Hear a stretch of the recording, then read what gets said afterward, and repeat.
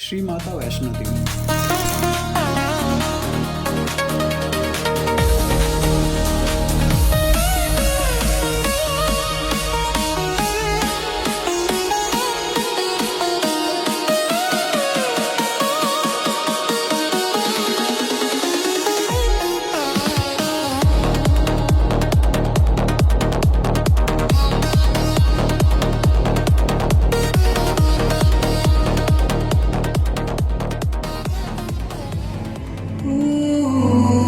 Video के पहले अध्याय की तरफ बढ़ते हैं। श्री माता वैष्णो देवी, जहां प्रकृति और श्रद्धा एक हो जाती है। श्री माता वैष्णो देवी का धाम जम्मू और कश्मीर के त्रिकुटा पर्वतों में स्थित है, जो कि सिर्फ एक धार्मिक स्थल नहीं है। ये एक ऐसी जगह है जहां हजारों साल पुरानी प्रकृति, गहरी आस्था और जीती जागती संस्कृति एक साथ मिलती है। हर साल लाखों नहीं बल्कि करोड़ों श्रद्धालु यहाँ सिर्फ दर्शन के लिए नहीं बल्कि अपने अंदर कुछ पाने के लिए आते हैं।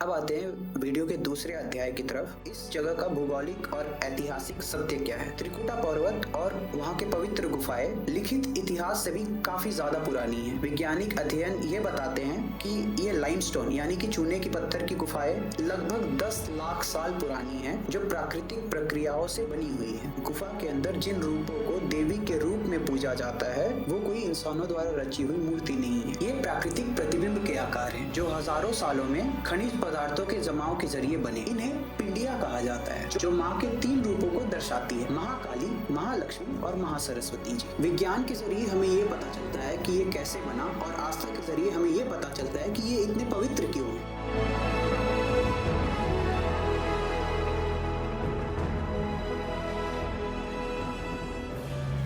अब तीसरे भाग की तरफ चलते हैं। प्राचीन ग्रंथों और लोक परंपराओं के संकेत जानेंगे। शक्ति उपासना का विकास ज्यादातर पुराणिक काल में हुआ, लेकिन इसके मूल उससे भी ज्यादा प्राचीन है। ऋग्वेद में त्रिकुटा पर्वत का उल्लेख मिलता है, जो इस क्षेत्र की पवित्रता को वैदिक काल से जोड़ता है। महाभारत में भी जम्बू पर्वत श्रेणी यानी आज के जम्मू के इलाके में एक मंदिर का संकेत मिलता है। त्रिकुटा के आसपास 5 अलग अलग प्रतिबिंब की रचनाएं हैं, जो लोक परंपरा 5 पांडवों के प्रतीक को मानते हैं।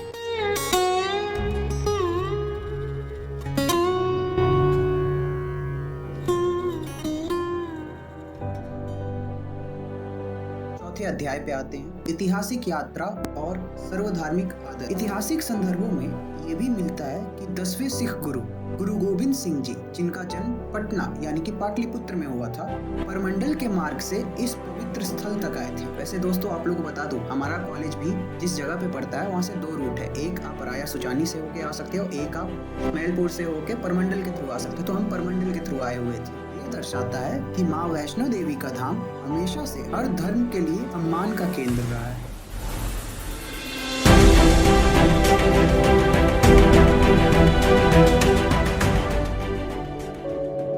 पांचवा अध्याय। यात्रा सिर्फ सफर नहीं, साधना है। भक्तों के लिए ये सिर्फ एक दर्शन यात्रा नहीं, ये एक साधना है। कटरा के गुफा तक का 12 से 13 किलोमीटर का रास्ता शरीर और मन दोनों की परीक्षा लेता है। इस रास्ते पर धैर्य, विश्वास और अपने ऊपर भरोसा खुद ही विकसित हो जाती है।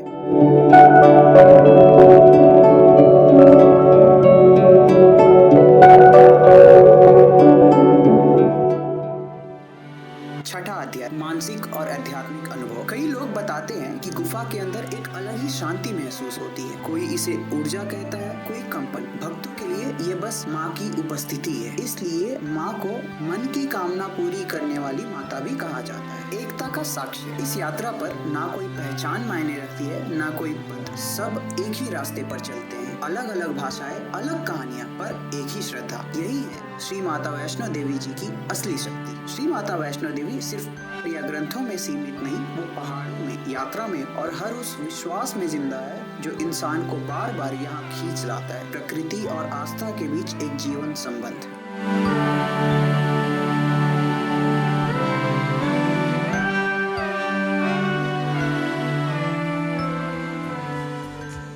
मैं कहीं भी ट्रैवल करता हूँ, I just try to live the moment, not just try to record with this phone and all.